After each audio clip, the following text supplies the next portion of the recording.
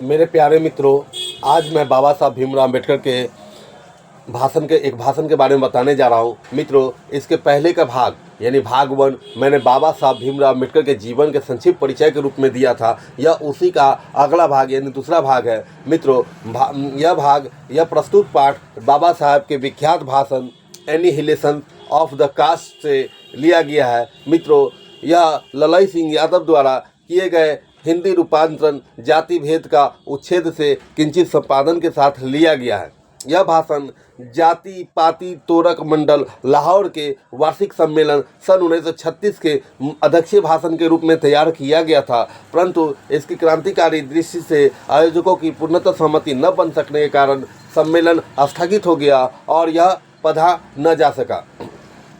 बाद में बाबा साहब ने इसे स्वतंत्र पुस्तिका का रूप दिया और प्रस्तुत आलेख में वे भारतीय समाज में श्रम विभाजन के नाम पर मध्ययुगीन अवशिष्ट संस्कारों के रूप में बरकरार जाति प्रथा पर मानवीय नैसर्गिक न्याय एवं सामाजिक सद्भाव की दृष्टि से विचार करते हैं। जाति प्रथा का विस्मृतापूर्वक सामाजिक आधारों रूढ़ पूर्वाग्रहों और लोकतंत्र के लिए उसकी अस्वास्थ्यकर प्रकृति पर भी यह एक संभ्रांत विधिवेता का दृष्टिकोण उभर सका है। भारतीय लोकतंत्र के भावी नागरिक के लिए यह आलेख अत्यंत ही शिक्षाप्रद है। मित्रों, अब हम लोग भाषण की ओर चलेंगे। भाषण का जो स्टेटमेंट है वह इस प्रकार है मित्रों, श्रम विभाजन और जाति प्रथा, यानी टाइटल जो है मित्रों श्रम विभाजन और जाति प्रथा, यानी पाठ का नाम मित्रों श्रम विभाजन और जाति प्रथा है। मित्रों, भाषण इस प्रकार है। यह विडंबना की ही बात है कि इस युग में भी जातिवाद के पोषकों की कमी नहीं है। इसके पोषक कई आधारों पर इसका समर्थन करते हैं। समर्थन का एक आधार यह कहा जाता है कि आधुनिक सभ्य समाज कार्यकुशलता के लिए श्रम विभाजन को आवश्यक मानता है और चूंकि जाति प्रथा भी श्रम विभाजन का ही दूसरा रूप है, इसलिए इसमें कोई बुराई नहीं है। इस तर्क का संबंध में पहली बात तो यही आपत्ति है कि जाति प्रथा श्रम विभाजन के साथ साथ श्रमिक विभाजन का भी रूप लिए हुए है। श्रम विभाजन निश्चय ही सभ्य समाज की आवश्यकता है, परंतु किसी भी सभ्य समाज में श्रम विभाजन की व्यवस्था श्रमिकों के विभिन्न वर्गों में अस्वाभाविक विभाजन नहीं करती है। भारत की जाति प्रथा की एक और विशेषता यह है कि यह श्रमिकों का अस्वाभाविक विभाजन ही नहीं करती, बल्कि विभाजित वर्गों को एक दूसरे की उपेक्षा ऊंच नीच भी करार देती है, जो कि विश्व के किसी भी समाज में नहीं पाया जाता है। जाति प्रथा को यदि श्रम विभाजन मान लिया जाए तो यह स्वाभाविक विभाजन नहीं है, क्योंकि यह मनुष्य की रुचि पर आधारित नहीं है। कुशल व्यक्ति का यह सक्षम श्रमिक समाज का निर्माण करने के लिए आवश्यक है कि हम व्यक्तियों की क्षमता इस सीमा तक विकसित करें कि जिससे वह अपने पेशा या कार्य का चुनाव स्वयं कर सके।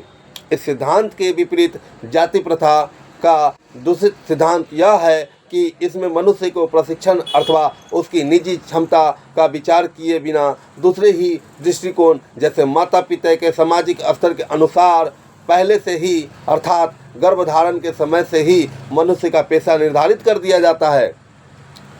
जाति प्रथा पेशे का दोषपूर्ण पूर्वानिर्धारण ही नहीं करती, बल्कि मनुष्य को जीवन भर के लिए एक पेशे में बांध देती है।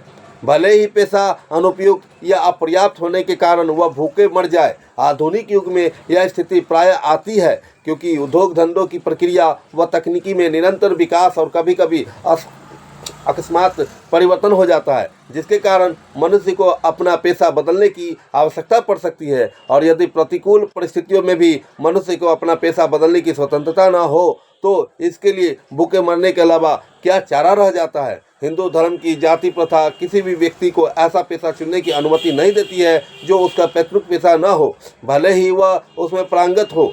इस प्रकार पेशा परिवर्तन की अनुमति न देकर जाति प्रथा भारत में बेरोजगारी का एक प्रमुख व प्रत्यक्ष कारण बनी हुई है।